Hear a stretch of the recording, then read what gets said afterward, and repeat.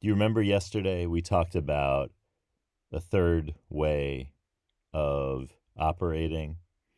We had the Dali way, which we talk about all the time, the surrealist way, the Life's Potluck Buffet surreal way. And then we had the second way, which was the Picasso way. And then we have the third way, which we came up with after yesterday's card 37, third time's a charm, the Frida Kahlo way.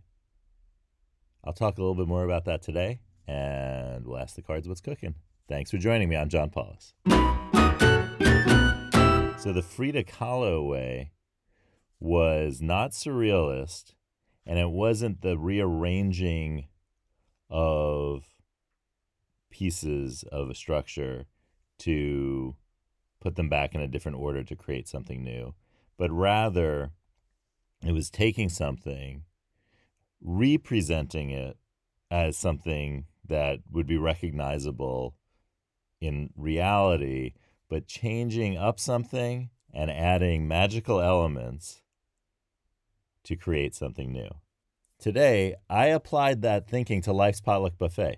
If you look at the title card for this video, you will see that it has the Life's Potluck Buffet Dutch oven or casserole, and the handles are now stands, and there's a fire underneath it, and bubbling out of the pot are lemons.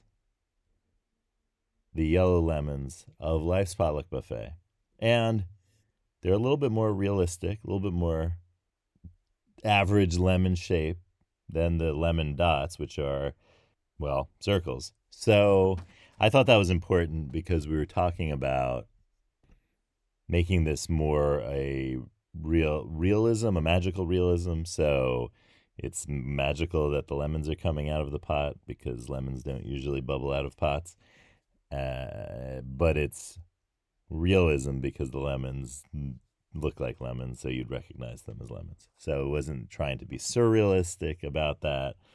It was trying to add that element of realism. So that is an example, a visual example of what I'm talking about in terms of the structures that you're working in, the work that you're doing, the job that you're doing, whatever you're doing in terms of how it looked before. The Frida Kahlo way of doing it is to kind of do something new by taking an element and moving it somewhere else, and then adding a magical realism element. So the thing that I moved were the handles of the pot were moved to the bottom to be a stand, and then the magical realism element were the lemons bubbling out of the pot. The fire is the fire. So that's my best fire representation that I could do. So this is not to say this is the formula for making Frida Kahlo's art. You can't make Frida Kahlo's art. Frida Kahlo made Frida Kahlo's art. That's that, period. This is a inspired by Frida Kahlo work-life approach to renewing and magically recreating new structures from old ones so that we can operate in new ways and in liberated ways and in ways that are going to lead to our flourishing. So whatever problem you're trying to solve in terms of an organizational structure, a work-life structure of yours, a job structure, operating in that world, in that culture, in that way, doing it differently in this way, just changing one thing, reordering the parts of one, taking one part and moving it somewhere else, and that'll change the perspective radically. And then adding that element of magic. And that's it. So, in honor of that drawing that I did today, I'm going to ask the cards what's cooking in the same way that I once asked The Rock what The Rock was cooking, which, is his tagline. So it was okay. Anyway, so here we go. Oh, wait, before I draw a card, I have to say, I received from a listener a suggestion about what a group of butterflies should be called. And they said there is no name for a group of butterflies, But if there were one, it should be a flutter of butterflies. I think that is excellent, and I think that's what we're going with. So, flutter of butterflies. All right. So, here we go. I have the bottom card from yesterday. Its third time is the charm, card 37. That's on the bottom of the deck. I'm going to give it 3 casual shuffles, and we're going to see what's cooking in this pot of magical realism. Okay. And then it'd be funny if I'm not even going to say. I was going to say it'd be funny if card 52 about Salvador Dali came up, since we're talking about artists recently. So, but I'm not going to tempt the cards. You didn't hear me, cards. They didn't hear that. Did not hear that. I keep on saying it because I know they probably did. All right. I know whatever card that I pick, it's going to be this one. I'm sure it is. No, it's not. Okay. All right. I'm going for this one.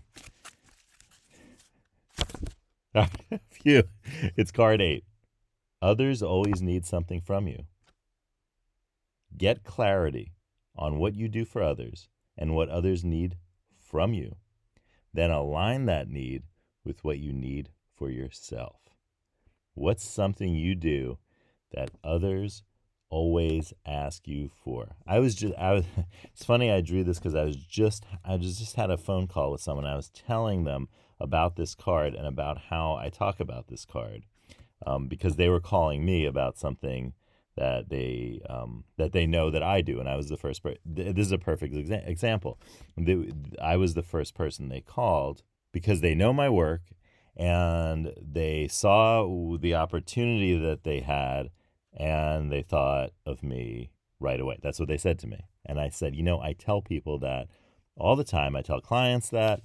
I tell everybody who's listening that. I tell listeners that. I tell just everybody I talk to that. Others always need something from you, and others know what you do.